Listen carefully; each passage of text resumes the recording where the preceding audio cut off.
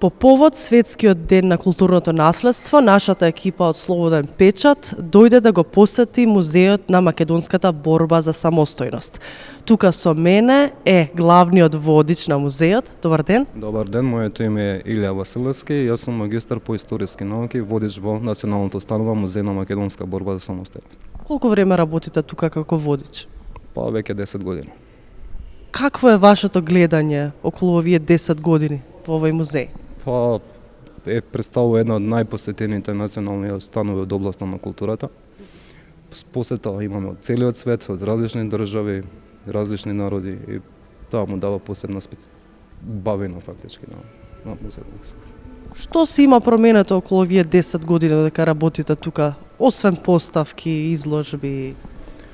Во нашиот музеј е представена целокупната историја на македонскиот народ, создавање на своја посебна држава, период од 300 години, започнувајќи од крајот на 17 век, па се со декларациите за независност во централното фоје на музеот. Како што реков и претходно, посета од целиот свет, работа со ученици, преку едукативни процеси. Така, значи, освен што имате изложби, имате и едукативни работилници. Кажете ни малце за нив, имате, верувам дека колеги кои ја работат таа дејност? Па да, значи колешките се посветени повеќе на едукацијата со помладите, предучилишна и училишна возраст, работат проекти секојдневно, така. Кои ви се вашите најпосетени поставки, најгледани? Значи, во музеот секој дел од музејската поставка е значајн.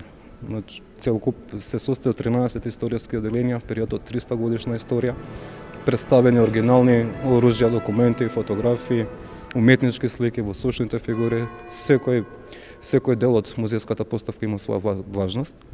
На крај секако се е посветено на декларациите за независност кои се поставени во централното фоје на музеот. Тука е во сушната фигура на Гоце Делчев, формирањето на МРО, крестенското македонско востание од 1878 година, НОП, Асно, времето на поствојна Македонија, значи времето на Југославија.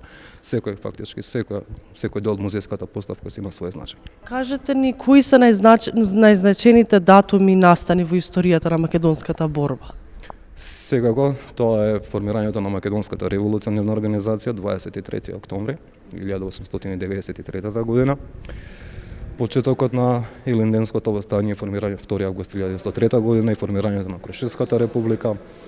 Подоцна имаме НОП 11 октомври 1941 година, секако Асном, кој е еден од најсветлите датуми во поновата македонска историја, 2 август 1944 кога конечно се формираше современата македонска држава, македонскиот јазик стана официјален јазик на Македонија и секако 8 септември 1991 година како круна на таа целокупна борба за самостојна македонска држава.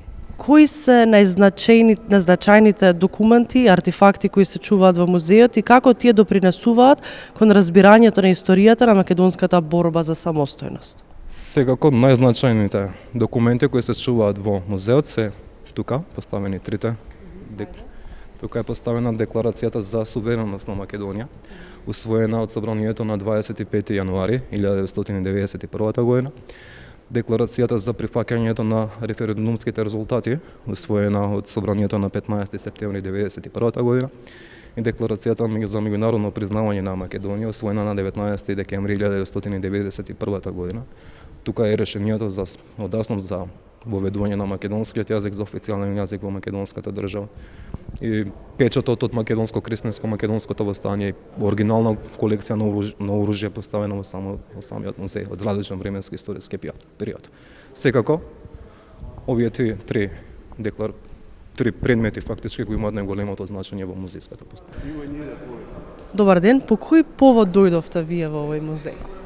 Знаеш, душо моја, јас сум стара скопјанка, 7 генерации сум од Скопје, ги познавам музеиве, ги знам, многу пати сум доваѓала и убаво ми е на душава што се трудиме, нели, да ги задржиме спомените наши, зашто Македонија е пуна со доживувања, пуна со историски доживувања, пуна со херои, пуна со со све што светов би требал да го види, зашто ние многу малку се трудиме, меѓутоа еве вака денеска и благодарност на градов што се бесплатни влезовите, така да имаме намера сите музеи што се овде да ги погледнеме и да ми се наполни душава со убави чувства, со тоа дека сум македонка, дека мојата историја иде у свет, дека сме една од првите држави, нели, од Исус Христос и денешниот ден убав, Христос воскресе.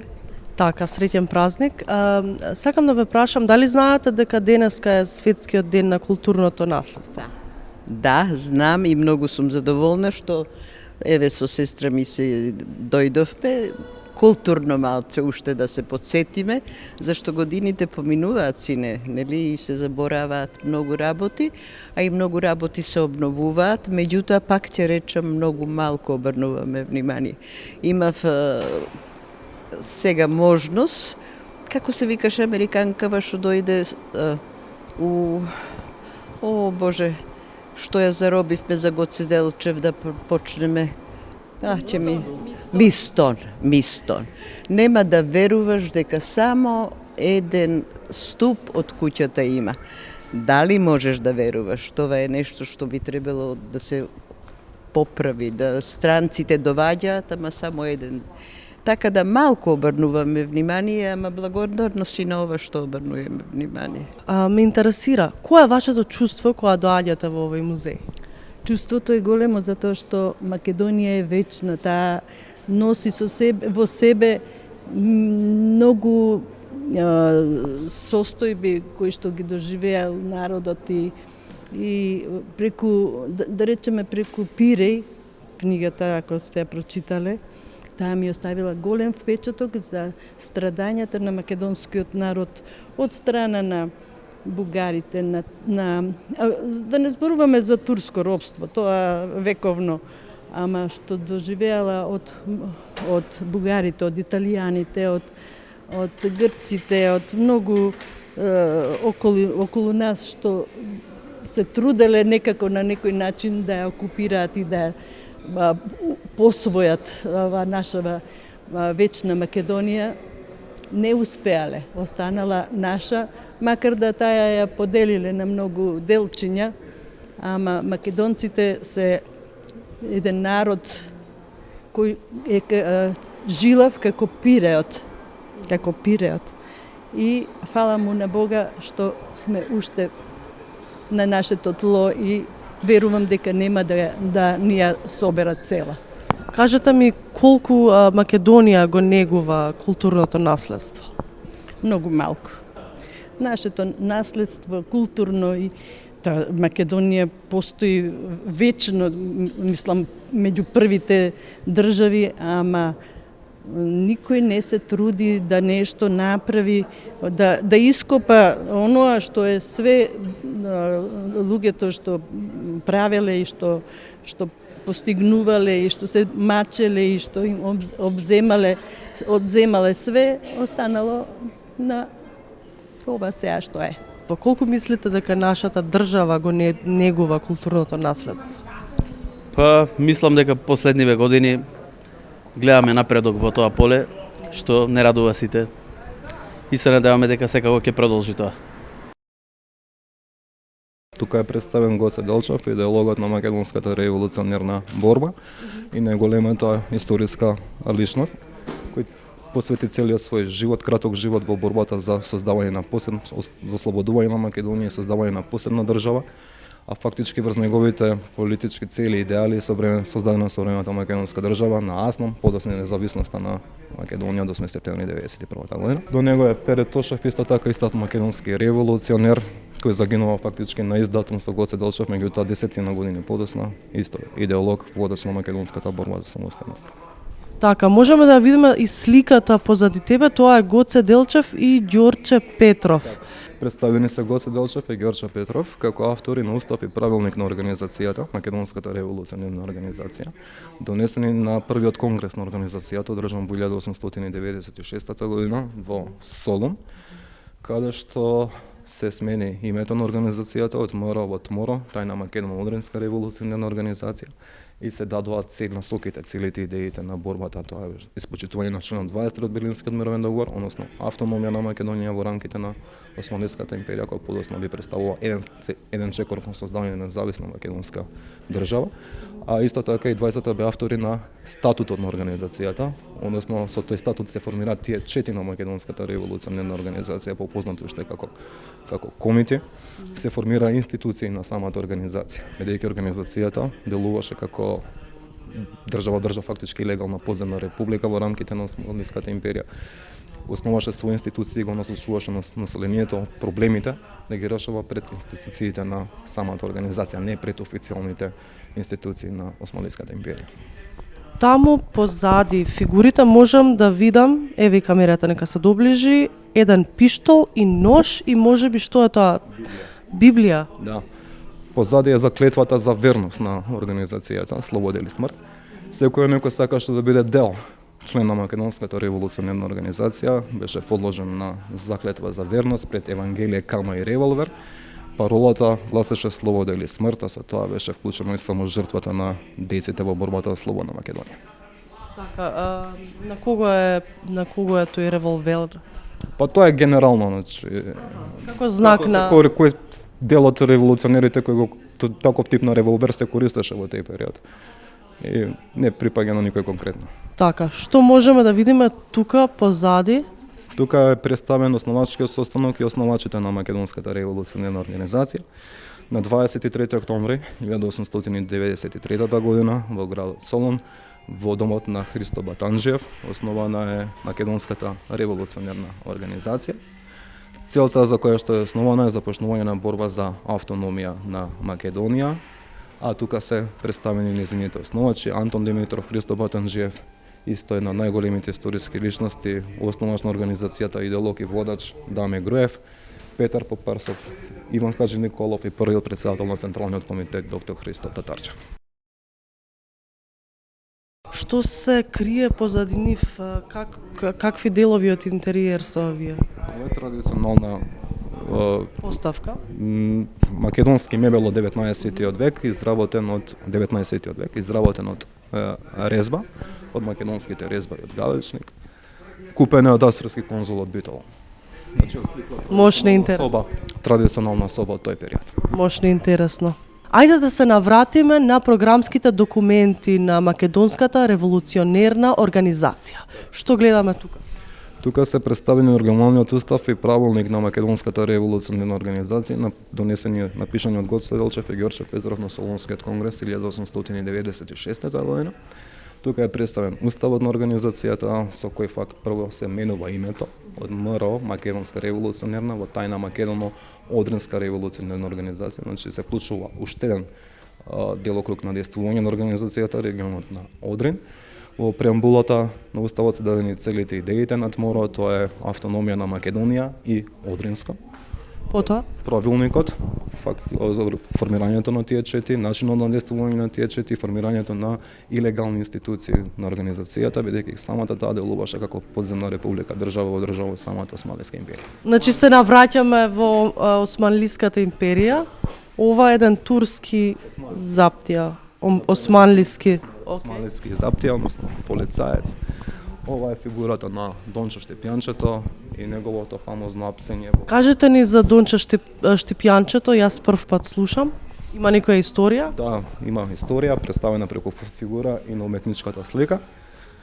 Дончо Штепјанчето е член на организацијата, личен курир на Гоце Делчев и личен курир на Македонската револуционерна организација. Сега османлиите сосем случајно во неговите вреки Сорис навлезат во градот Битола, пронајдоа бомби.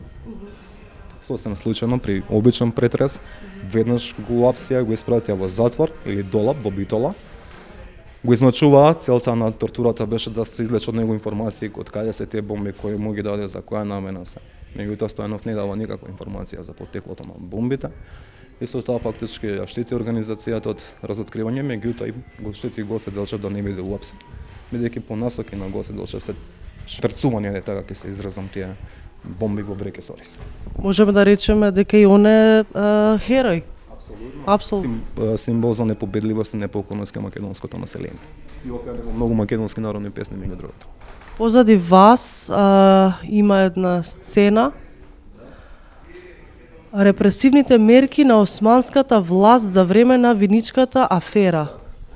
Значи ова деление тука се однесува на аферите, на аферите кои ја погодат организацијата, но немата афера и виничката афера. Фактички со виничката афера османите за прв пат сватија, односно дознаа дека постои тајна организација меѓу населението во Македонија, чија цела е организација на борба за отфрлање на нивна власт, и веднаш после дознавањето дека постои таков тип на илегална, односно таков тип на организација меѓу населението, започнаа репресивни методи на измачување врз невиното население во Виница, па и према членовите и поддржувачите на македонската револуционарна организација.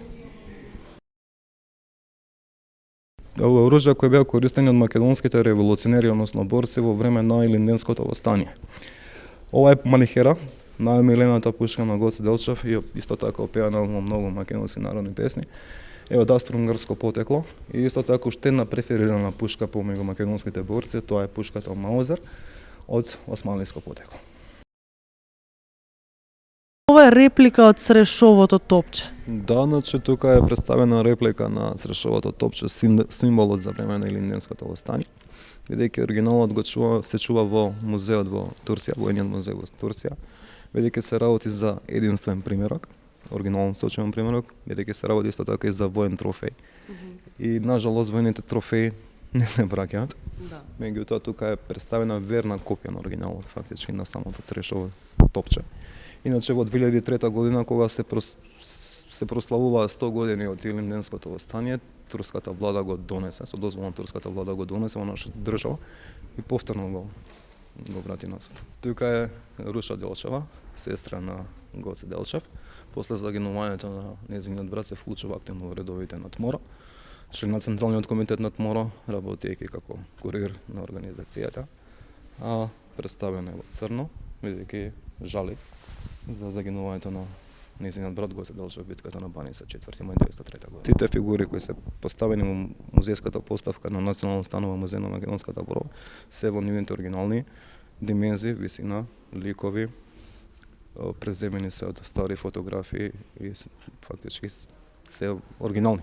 Ова е Крушевскиот манифест, напишан од председателот на Републиката Никола Карев, испратен до целокупното население во Османлиска Македонија за време на восстанието, каде го повикува населението без разлика на етничката, верската, родовата, политичката припадност, да даде свој принос во борбата за ослободување на Македонија, дека таа борба за ослободување на Македонија никако против муслиманското население, главниот непријател е султанот Абдулхамид II и отфрлање на 5-вековната османлиска власт, односно борба за автономија со една реченица.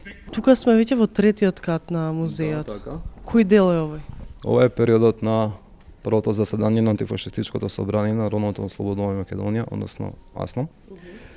Еден од најсветлите периоди од поновата македонска историја, 2 август 1944 година, манастир Свети Прохорчински одржано е првото заседање на АСНОМ, на кое што конечно, после 1000 години пауза, после пропаста на Самеловата држава, се формира современа македонска држава, односно Демократска федерална Македонија. На АСНОМ македонскиот јазик се воведува како службен јазик во Демократска федерална Македонија. Илинден се прогласува за национален празник на Македонија, а исто така се донесува декларација за правата на граѓаните на Македонија. Тука се представени. Како што може да видите ако сакате, позади се представени знамењата на земјите победнички во Втората светска војна, првото знаме на нашата држава, знамето на Демократска федерална Југославија, Велика Британија, САД, Советскиот сојуз. Таму позади на зидот се представени Јосип Брз. После него? После него е премиерот на Велика Британија Винстон Черчил, председателот на САД Франклин Рузвелт и председателот на Советскиот сојуз Јозеф Сталин. И исто така еден од делегатите на АСНОМ, записничар и фактички еден основач на современата македонска држава и првиот председател на независна Македонија Киро Глегоров во неговите млади години на 27 годишна возраст. Слика ви е представена ослободувањето на Скопје 13 ноември 1944 година.